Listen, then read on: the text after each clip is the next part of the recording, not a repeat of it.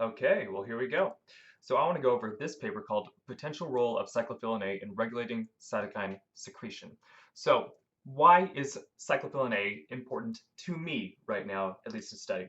So cyclophilin A will bind and react with a receptor known as the CD147 receptor.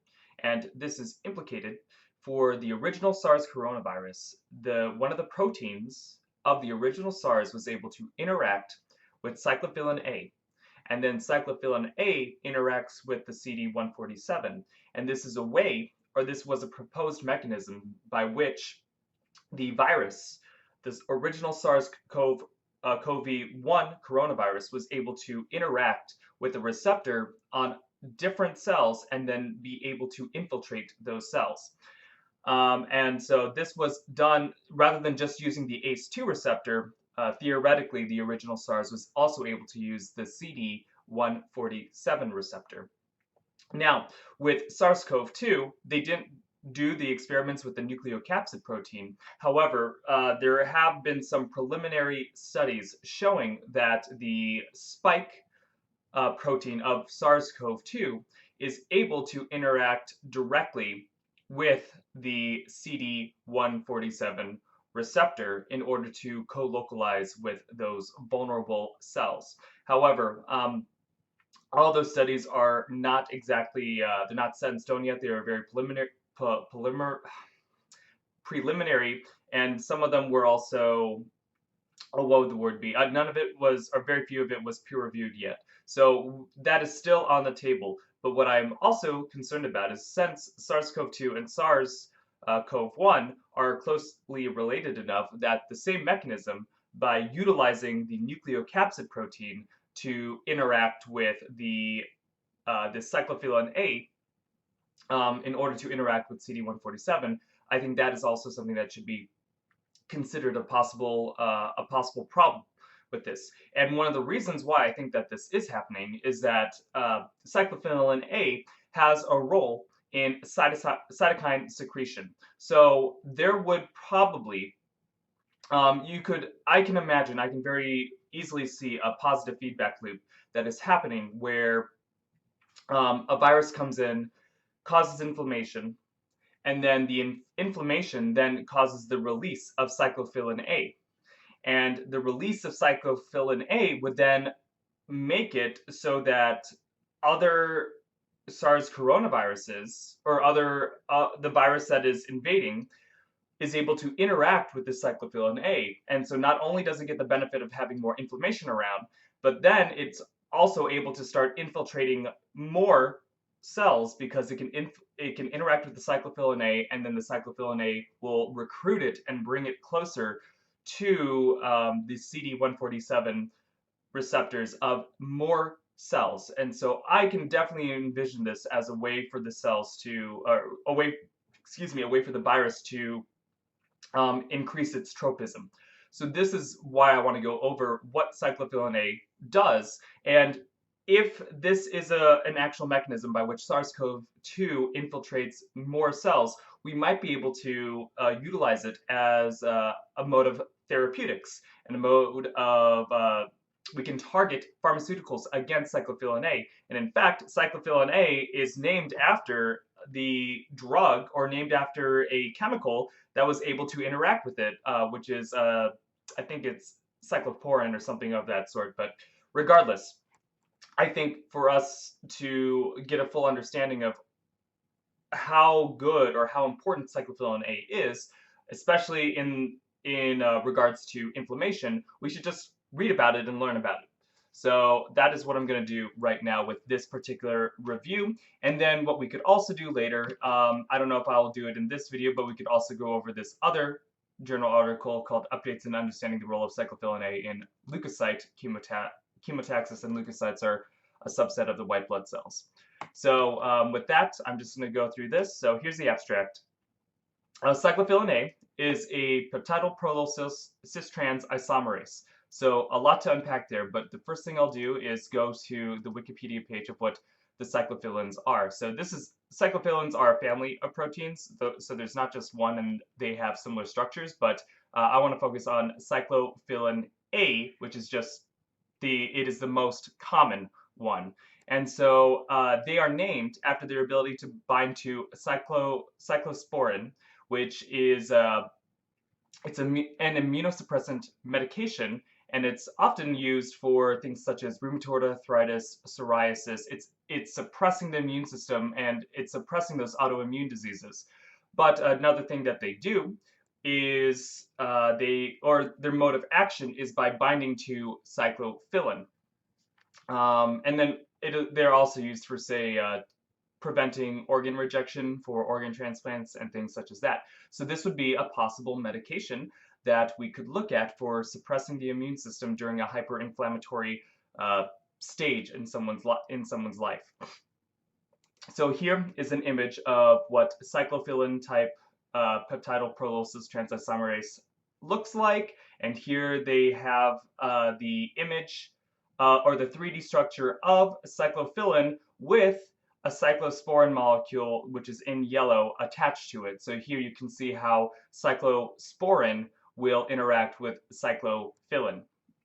So, and what else does it do? Well, it's a cis-trans isomerase, and I think we'll go over that later. So, in addition to its role as a cyclophilin A,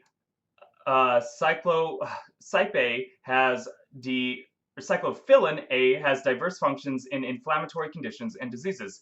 So cyclophilin A secreted in response to inflammatory stimuli. So you have an inflammatory response. You have inflammatory signals out. Cyclophilin A is then released, or Cyp A is released as a result of that. And this, in response to inflammatory stimuli, this binds to the cell surface through its receptor, the CD147 receptor, also known as basogen, and induces secretion of various inflammatory cytokines. However, silencing and inhibition of either the Cyp A or the CD147 inhibits inflammatory cytokine expression and inflammation. So if we can block both either the Cyp A or the CD147, then we can have an inhibition of the inflammatory cytokine expression and the consequential inflammation. Anyways, this report reviews the literature related to the mechanism of Cyp A-dependent cytokine secretion and discusses this factor as a potential therapeutic target in inflammatory diseases. So, introduction. Cyp A is an important member of the immunophilin family. So remember, there's a lot of, in biology, very frequently, most of the structure might be preserved between many different proteins with completely different functions. So frequently we will say they're part of the same family, even if they have completely different functions, they're a part of the same family. And that's because biology doesn't like to reinvent the wheel over and over again. What it does is it finds a structure that it can jerry-rig and use for a completely different function very frequently, or a similar function. It doesn't need to be completely different. So frequently you will see similar proteins appear in multiple areas of biology or in biochemistry, and that's because nature's just using what tools it has available to itself at the time, and then it will, tweak things to make things function a little bit better. So anyways, this immunophilin family, which is ubiquitously expressed in both prokaryotic and eukaryotic cells, Cyp A has peptidyl prolysis transisamirase activity, which catalyzes protein-protein interactions and regulates protein maturation. So what is peptidyl prolysis transisamirase? What do they do? So this is an example, and this is from Wikipedia. So imagine, so proline is one of the amino acids. And proline is unique among the amino acids in that the amino group, or the nitrogen group, is actually bonded to 3 different carbons rather than just 2. And because it binds to so many, or I should say, how to phrase that? In a single amino acid, proline, the nitrogen group, has bonds to 2 different carbons and a hydrogen. So that is its normal state. So normally, but if proline is a part of a peptide or a protein, then the nitrogen is bonded to 3 different carbons. So imagine this is proline, and proline has this ring associated with it, and it would normally have, here's the N-terminal part of the proline, and here's the carboxy, or the carboxylic acid part, terminal of the proline amino acid. This ends up forming a chain, right? And so this chain, or this polymer, can be in the trans conformation, or it can be in the cis conformation. So trans would mean on opposite ends, and cis would mean on the same end. So here, isomerase, or proline peptidyl isomerase, I forget the exact terminology. Either you can have the amino acid chain be going straight, or traversing, being trans and going across, or you could have it in the cis conformation where things are sort of pushed closer together. So you can see that in this particular photo. And I wish that they had examples of proteins, but they don't. So I have to put this on things that are only labeled for reuse so that I don't get a bunch of lawsuits against me. So here, if you could imagine, if you are adding if you have this amino acid, you can either have kinks, or you could have 2 different types of kinks that take place, and that is going to seriously affect the structure of the protein as a whole if you are isomerizing or changing the cis-trans conformation. And so by doing that, you can either activate or deactivate or just change the function of a bunch of different proteins. And that could be very important for cellular signaling related things, where it can take a long time to synthesize new proteins when you need them. But if you can synthesize the protein and then just activate it or deactivate it, that would be a way, or a very effective way, to do very rapid cellular signaling. So that is what this cyclophilin A does, is it causes that reaction or catalyzes that reaction, and by catalyzing that reaction, it is a way to get a, what would the word be, a signal transduced very quickly. So cyclophilin A has this peptidyl prolysis transisomerase activity, and this catalyzes protein-protein interactions and regulates protein maturation. So sometimes the mature protein absolutely requires this isomerization to happen. Anyways, the cyclophilin A protein was initially discovered as an intracellular receptor for the immunosuppressive drug cyclosporine. So this was an intracellular receptor, so it's going between, or I should say intracellular, located occurring within the cell. So yeah, sorry, I sometimes confuse intra and inter. So an intracellular receptor would be something that is floating around within that cell, and it is able to act as a receptor for certain things, certain ligands, and then it can move that signal across the cell.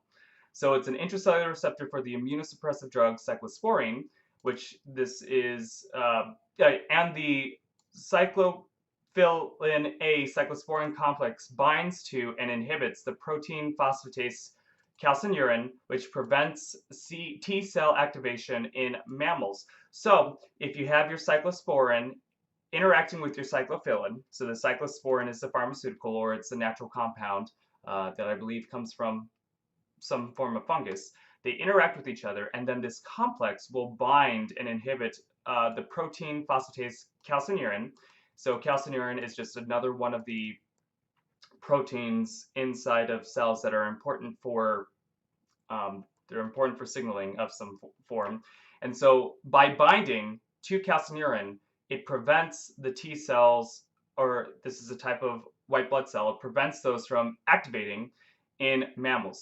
So further, cyclophilin A is among the most abundant proteins in the cytoplasm. So whatever effect you have on cyclophilin A's, there's probably going to be a lot of that. It's probably ubiquitous. Whatever it's doing, it needs to be. If you see a protein that is in a very high concentration, it usually means that it's playing an important role, right?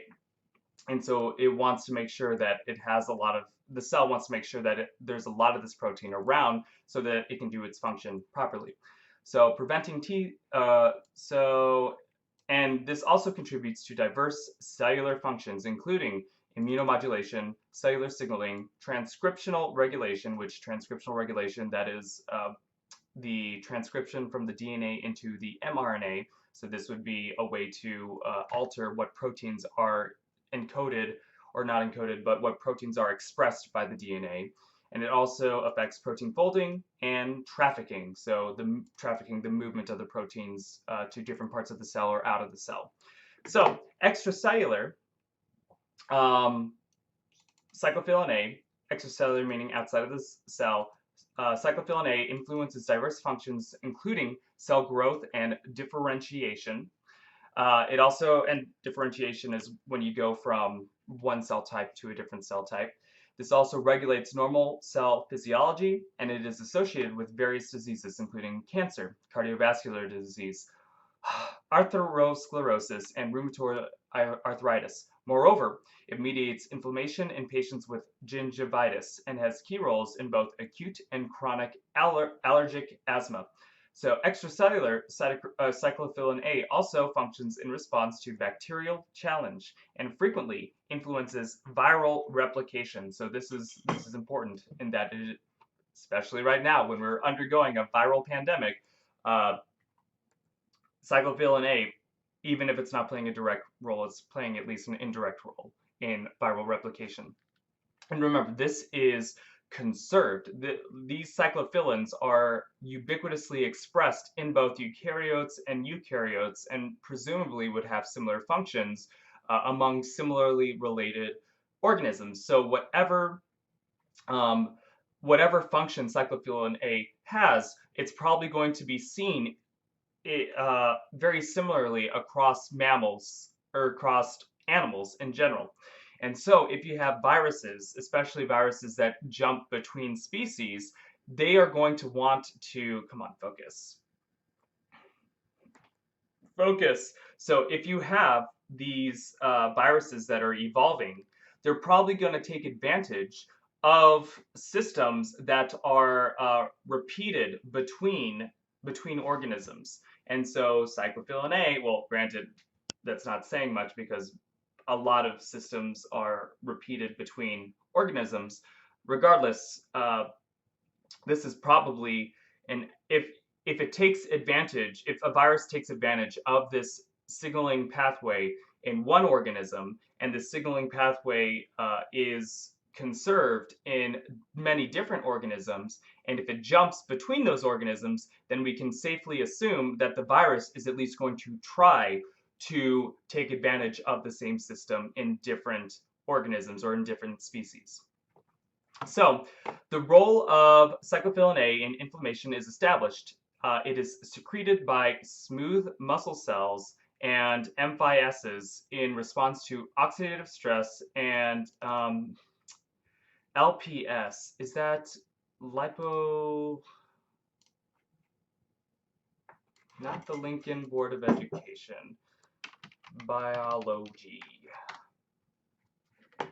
Yeah, lipopolysaccharides. So lipopolysaccharides, this is a way to, well, they are saccharides, which are short-chained polymers of, they're carbohydrates. Saccharides are carbohydrates would be the best way to describe it. And lipopolysaccharides would be carbohydrates that have fat that are attached to them chemically in some way. And frequently, lipopolysaccharides will influence immune function in some way. So,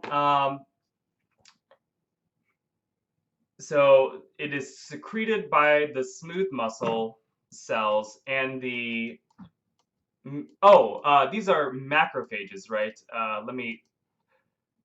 Macrophages. So I forgot that. So MPS is short for macrophage. macrophages. It is secreted by smooth muscle cells and macrophages in response to oxidative stress and lipopolysaccharides. So human platelets will also secrete the cyclophilin A on activation, which can contribute to the development of atherosclerosis. So overall, extracellular cyclophilin A acts as a pro-inflammatory mediator and exerts chemotactic effects on leukocytes. So it's having the white blood cell leukocytes move in response to them. So in various animals and cellular systems. So such activated leukocytes pass through junctions between endothelial cells and produce various bioactive factors, including cytokines, which promote inflammation. In addition, cyclophilin A can directly mediate the secretion of cytokines from various cells, some of which are also thought to contribute to different diseases. This function of cyclophilin A has been studied extensively in recent years and is an interesting topic in the field of immunology. However, understanding the role of cyclophilin A in cytokine secretion is incomplete. Therefore, this review focuses on the association of cyclophilin A with cytokine secretion from various cells during inflammation and the mechanism by which that occurs. This review highlights cyclophilin A as a potential therapeutic target in inflammatory diseases and encourages for further investigation. So 20 minutes. So the mechanism of cyclophilin A induced cytokine expression. So cyclophilin A is a secreted mediator of cytokine production. It is pro-inflammatory and is usually secreted by leukocytes, endothelial cells, and vascular smooth muscle cells. And so this stands out to me because what is SARS-CoV-2 targeting? Well, it sounds like a lot of endothelial cells and vascular smooth muscle cells are being targeted to a degree.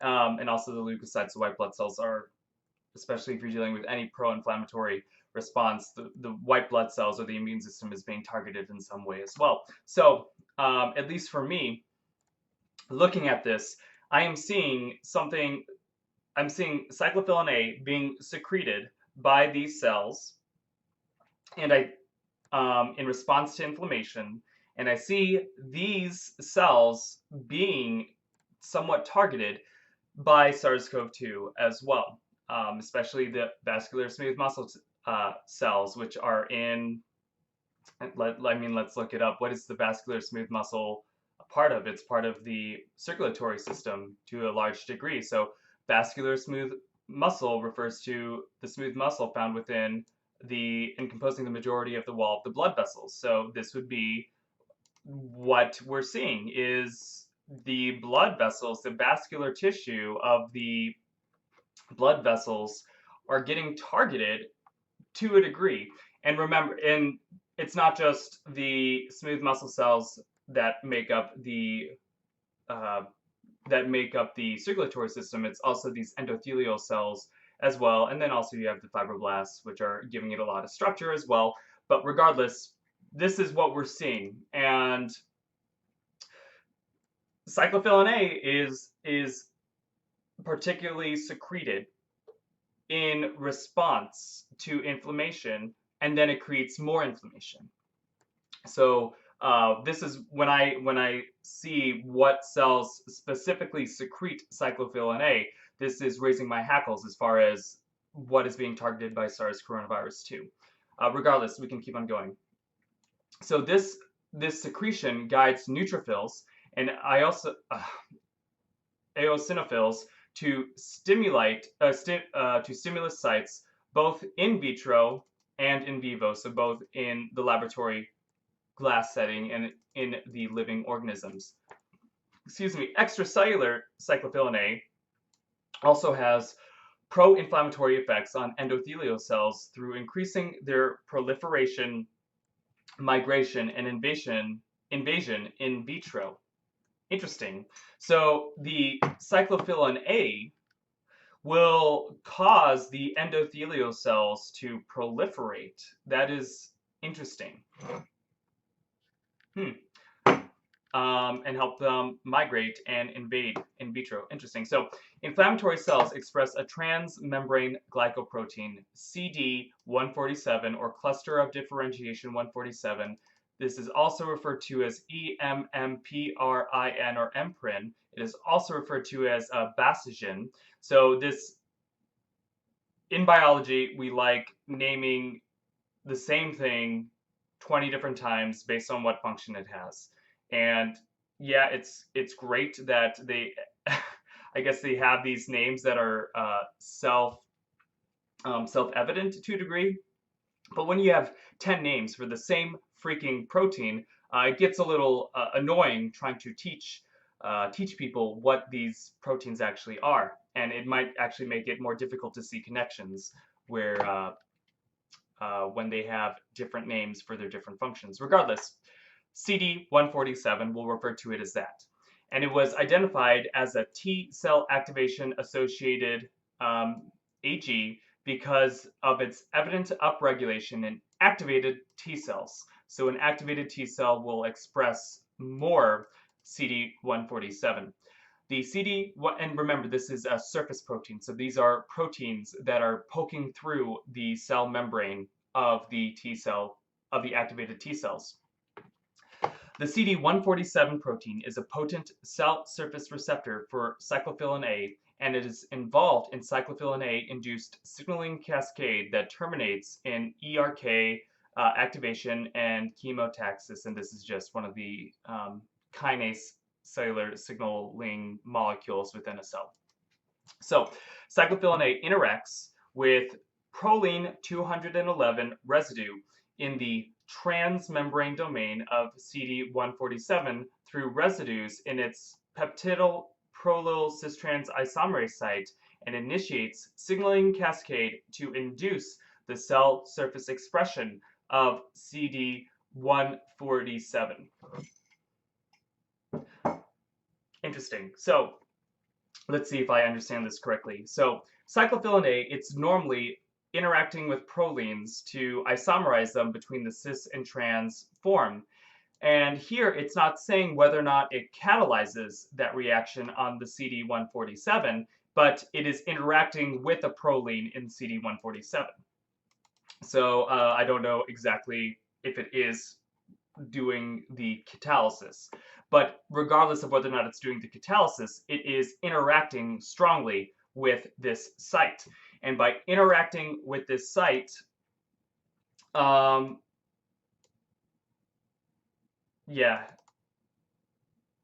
residues in its, it will initiate signaling cascades, or it'll initiate signaling that will go into the cell and induce the cell surface expression of CD147. So what it sounds like is that cyclophilin A will interact with CD147, and then that will tell the cell to make more CD147, which would be somewhat of a positive feedback loop. It is activating CD147, and as a result, it is the cell is going to produce even more CD147. So continuing, blocking of the CD147 cyclophilin A interaction using cyclosporine A, or by substitution of the proline 211 residue of CD147, these both negatively affect the cell surface expression of CD147. So this is why, or at least one of the mechanisms by which cyclosporin reduces inflammation, or is immunosuppressive. So remember, the cyclosporin was that circular peptide that is, it's a natural product, and it interacts with cyclophilin. And it fits snugly into the active site of the cyclophilin A. So remember, cyclophilin A, it is an enzyme, which means it has an active site. Well, this cyclosporin will fit into that active site and block it and prevent it from functioning properly. But not only will it prevent it from functioning properly, it'll prevent it from being able to interact with other proteins as well. So it's not just the catalysis you need to worry about, it's the general interactions. And by adding cyclosporin, you prevented cyclophilin from being able to interact with CD147. And the reason why is CD147, that interaction uses that same active site. So if you block the active site, you block the function, at least for to a large degree. Now that's one way to do it. The other way to do it is this cyclophilin A will specifically searches out proline residues. It tries to find these proline residues, right? So CD147 will, if you remove that proline residue, if you mutate it so that it's no longer there, then you will no longer see this interaction taking place, and as a result, you don't have that positive feedback loop that causes the expression of more CD147. So if you remove that and then you still add your activated cyclophilin A, you end up not having this positive feedback loop, and you can see that in microscope slides and what have you. So this is probably by reducing transportation of CD147 from the endoplasmic reticulum to the cell membrane by cyclophilin A. Okay, so perhaps it's not the translation and the transcription of the CD147. Perhaps it is within the endoplasmic reticulum, just waiting there. And then normally, upon activation with cyclophilin A, the cell says, okay, send all of your CD147 to the surface because cyclophilin A is present. That might be the mechanism by which it works. Continuing, cyclophilin 60, a counterpart of cyclophilin A, is also known to interact with the proline 211 residue of CD147, and it regulates the intracellular transport and the cell surface expression of CD147. The possible interaction of cyclophilin A with the proline 180 residue, which is, remember, 180 would mean the 180th residue. So you have the proline 180, and come on, focus. You have the proline 180 residue, and you have the proline 211 residue. So cyclophilin A with proline 180 residue of CD147 was demonstrated by reports that proline 180 deficient CD147 could not interact with cyclophilin A.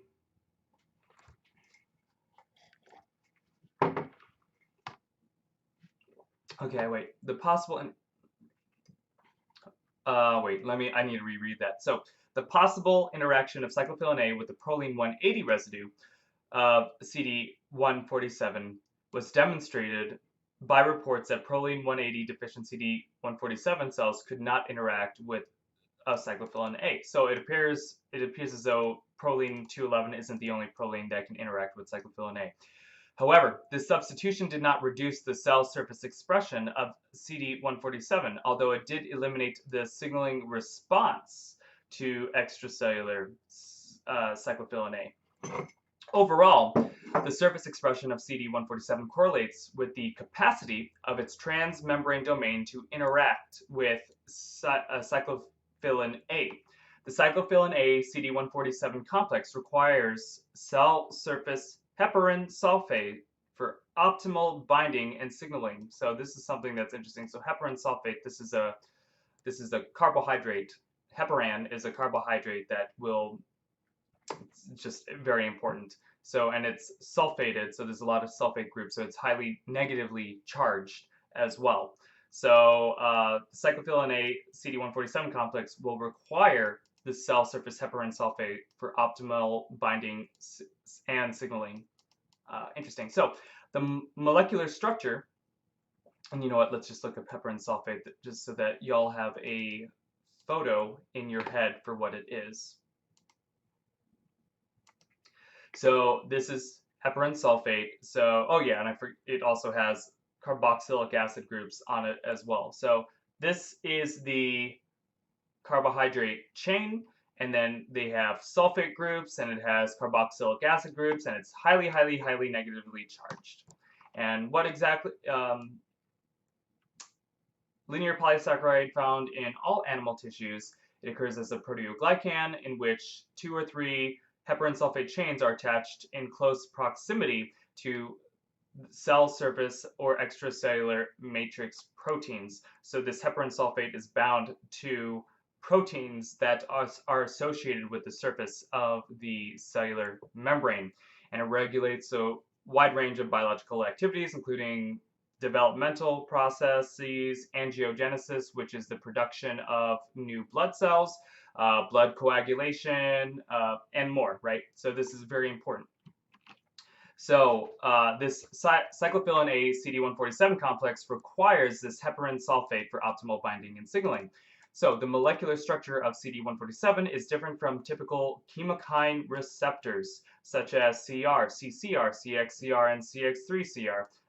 Yeah, we love our freaking acronyms, so I wouldn't, CR I believe would mean chemokine receptor, but do not quote me on that.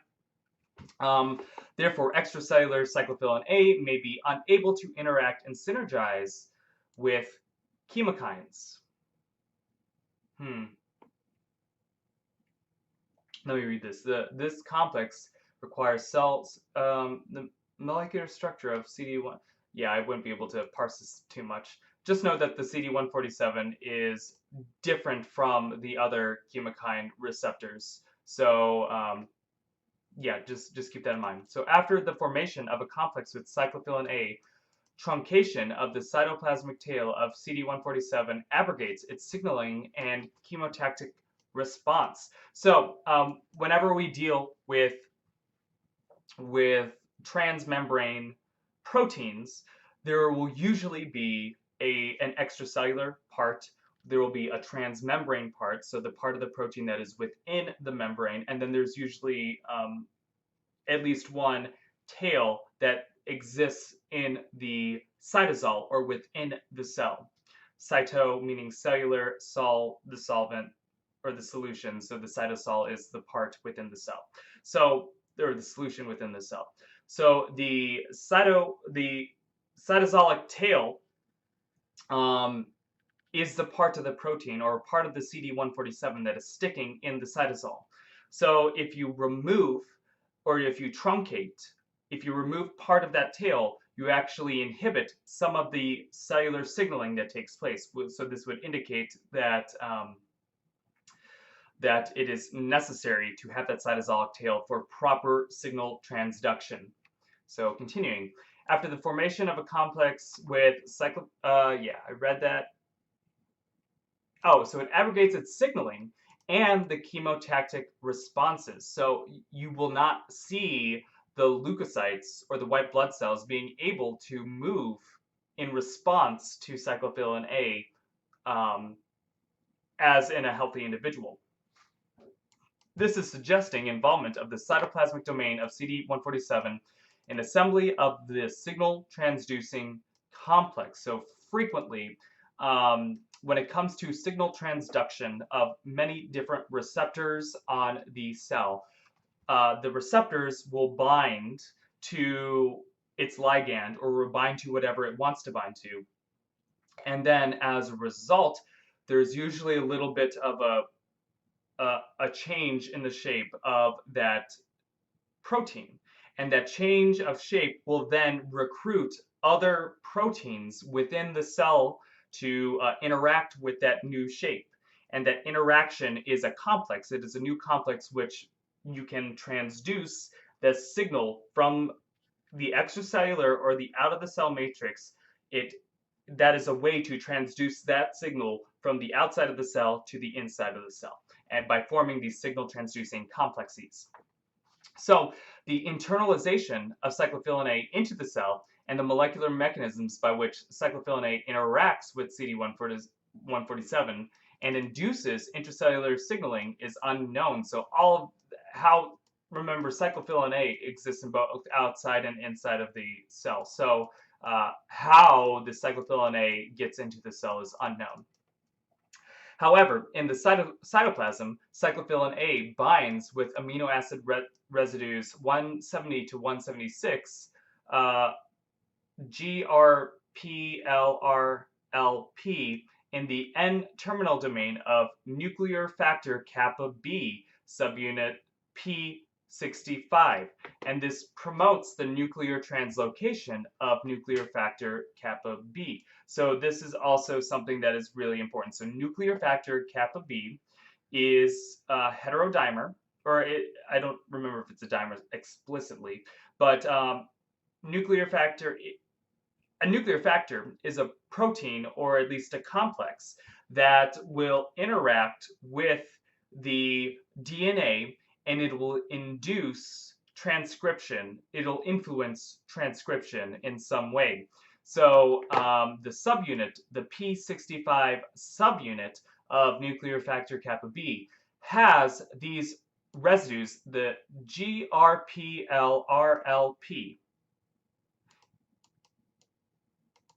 And I'm gonna have to look to see if this occurs elsewhere. This amino acid sequence is looking familiar to me, so I'm gonna look this up later. So this amino acid sequence is a part of P65, and the cyclophilin A will interact with this section. And remember, this has a lot of prolines in it. So GRPLRLP. So it has a few prolines in it, so it might interact that way. I'm guessing right now. But this interaction allows nuclear factor kappa B to go from outside of the cell, or outside of the nucleus, to the inside of the nucleus. So nuclear factor kappa B is an inducible transcription factor with central roles in regulating expression of a wide variety of genes, including inflammatory cytokines. Cytoplasmic cyclophilin A also induces the ERK1/2 pathway, and don't worry too much about this. This is just another pathway, kinase pathway. However, mechanisms regulating the direct nuclear translocation of transcription factor remains elusive to date. Yeah, so we know that cyclophilin A can help with the translocation of nuclear factor kappa B, but we don't know how that happens. So nonetheless, cyclophilin A stimulated ERK1/2 can activate the nuclear factor kappa B, which enters into the nucleus and regulates the expression of target cytokines. So remember, this nuclear factor kappa B will regulate the expression of the cytokines. And this is by binding to a specific sequence motif in the promoter or enhancer regions. So what happens is nuclear factor kappa B has a signal on the DNA that it looks for. And if it finds that signal, then it will bind to the DNA. And by binding to that DNA, it is going to enhance the ability of the cell to transcribe the downstream gene of that sequence. So here we have a schematic model of the cyclophilin A induced cytokine secretion. So here we have our CD147 cellular receptor. So remember, this is the extracellular part of CD147. Here we have our transmembrane region, and then we have our cytosolic tail. And CD147 is a dimer as described here. I'm hoping that this is true. So here you have your CD147, and here you have your cyclophilin A that is both in the extracellular area, but it's also in the cytoplasmic area sometimes, my word. So cyclophilin A will then be able to activate nuclear factor kappa B. It is also able to activate the ERK1/2 pathway, and the ERK1/2 pathway is also able to activate nuclear factor kappa B. And once your nuclear factor kappa B is then upregulated, or at least activated by both ERK1/2 and cyclophilin A, it then translocates into the nucleus, where it then affects transcription. And by affecting transcription, you then get a lot more pro-inflammatory, or I shouldn't say pro-inflammatory, but you get expression of all these cytokines. So you have the TNF alpha, the IFN gamma, the interleukin 1 beta, the interleukin 5, interleukin 6. All these things are being activated. And these are all, I don't know if they're all I don't know if they are all the cytokines, but many of them would fall into that definition of it.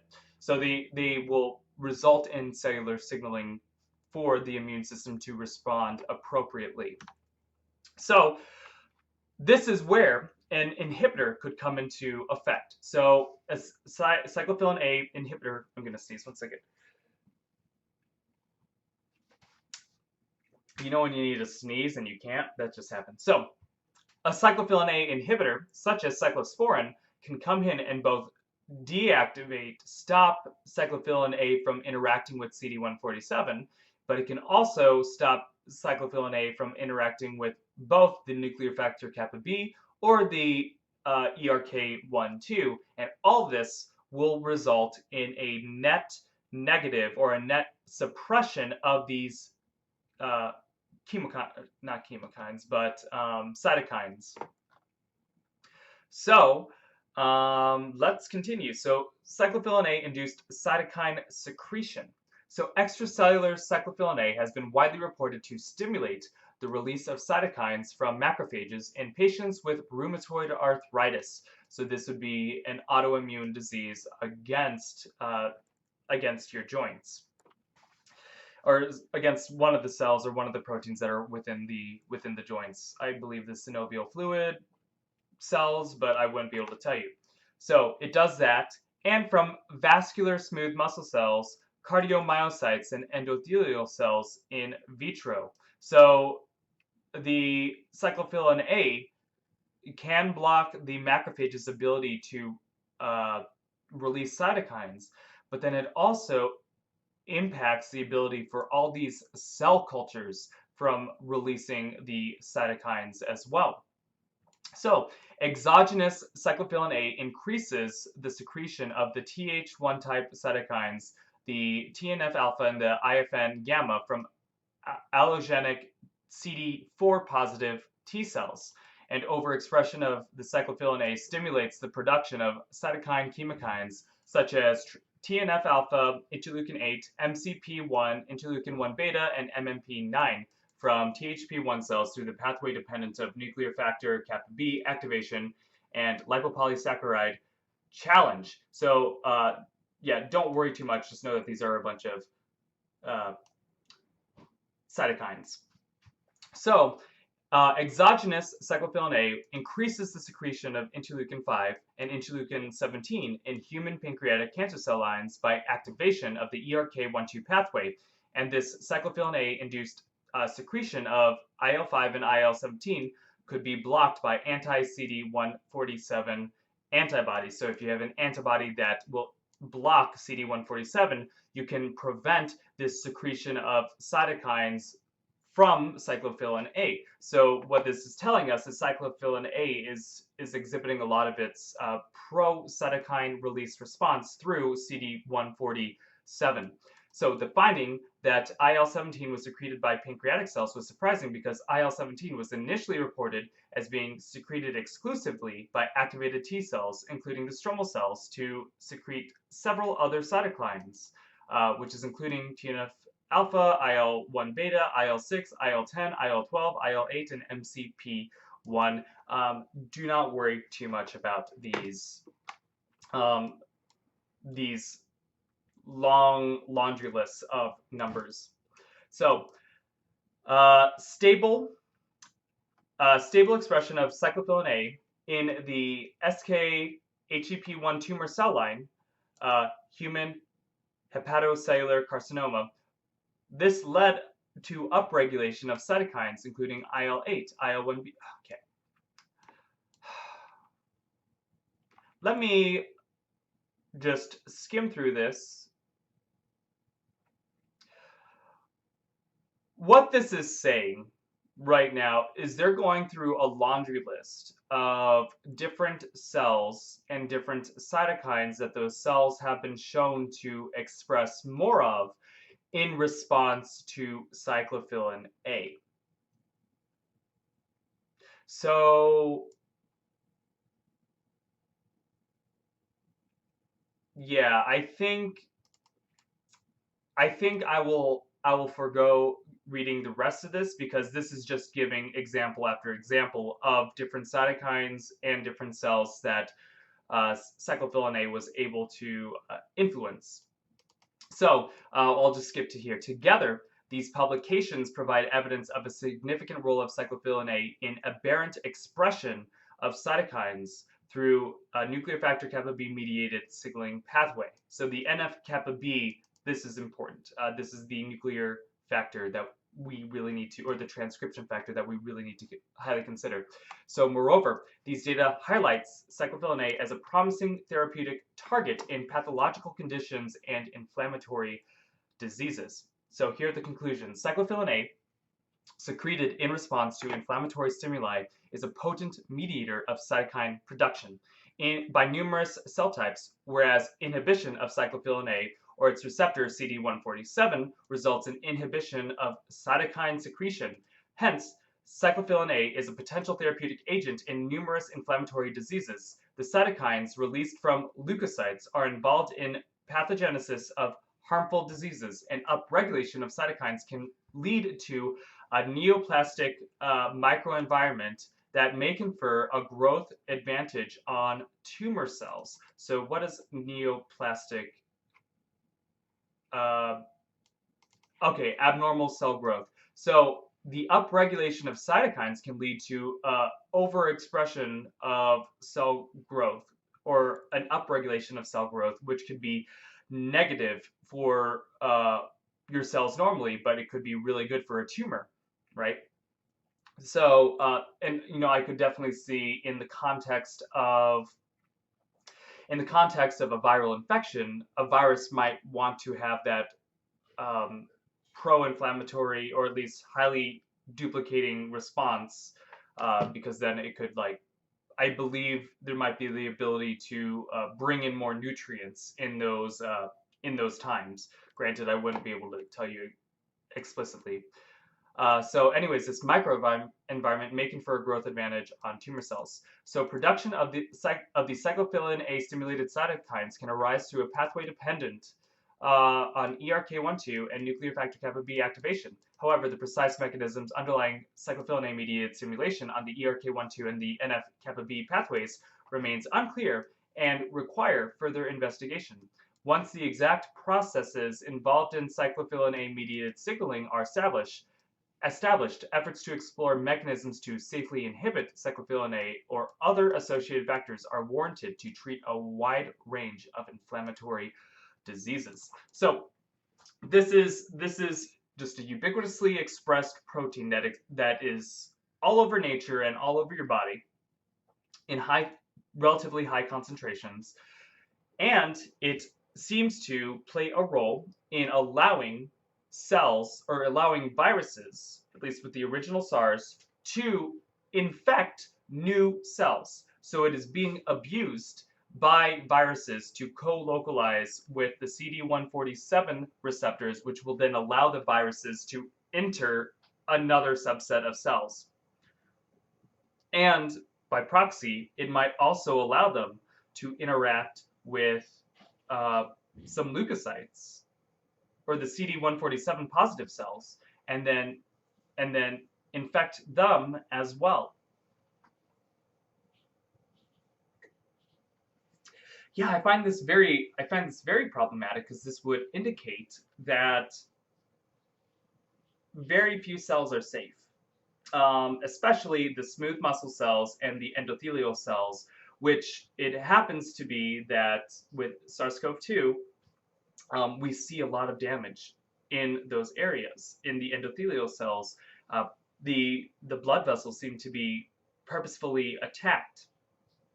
So yeah, I would like to see if this is being explored, to see. I'd like to know if this is being explored right now. So with that, because the reason why is because the viruses are probably taking advantage of the cyclophilin A's.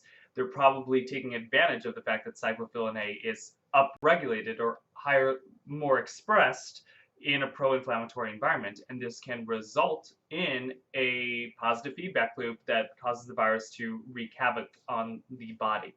So with this, I think I'm going to head on out. If you have any questions, please leave them in the comments, and I will leave the reference down in the description so that you can read this paper for yourself. So with that, thanks for listening, and I will hope to see you tomorrow.